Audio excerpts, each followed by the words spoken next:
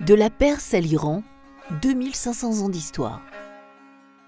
Les plateaux iraniens, admirablement situés entre le monde méditerranéen et le monde indien, ont donné naissance, il y a 2500 ans, au premier empire à vocation universelle, la Perse. De cet empire fondé par Cyrus, nous avons gardé une impression d'équilibre, d'humanité et de tolérance. Les ruines de Persépolis témoignent de sa grandeur.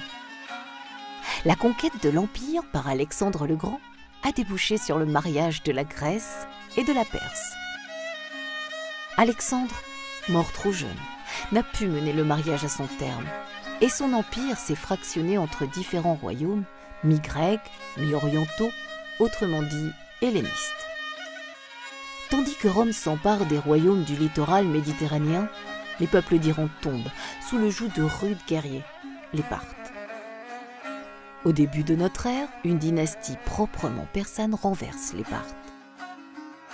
Cette dynastie, dite sassanide, restaure l'empire de Cyrus, y compris sa langue et sa religion, laquelle remonte au prophète Zarathustra. Mais elle s'épuise à force de combattre les Romains et est incapable de résister aux cavaliers arabes lorsque ceux-ci envahissent l'Iran. En 642, l'Iran tombe aux mains des musulmans. Lorsque le calife déplace sa capitale à Bagdad, ce sont toutes les élites musulmanes qui s'imprègnent de culture persane. Les contes des Mille et une nuits conservent le souvenir de ce moment privilégié de l'islam. Mais aux alentours de l'an 1000, le calife laisse la place à des royaumes rivaux. L'Iran succombe à des envahisseurs turcs qui refont brièvement son unité. Le pire est à venir, avec le mongol Gengis Khan, qui saccage le pays.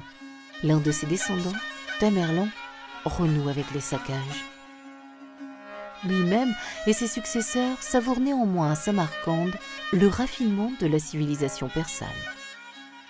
L'Iran renaît avec Shah Ismaël, un prince qui se rend maître du pays en 1501.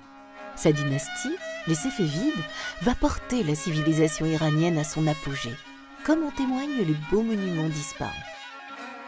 Avec les Séfévides, le chiisme devient religion d'État. L'Iran marque dès lors sa différence avec les autres États musulmans. Au XVIIIe siècle, assailli par les Afghans, le pays sombre dans l'anarchie. Après la Première Guerre mondiale, un officier énergique restaure un semblant d'ordre et se fait octroyer la couronne sous le nom de Reza Shah Pahlavi. Son fils et successeur est renversé par la révolution islamique en 1978. Depuis lors, la République islamique d'Iran tente d'assurer son droit à l'existence par tous les moyens, y compris en mobilisant les autres minorités chiites de la région.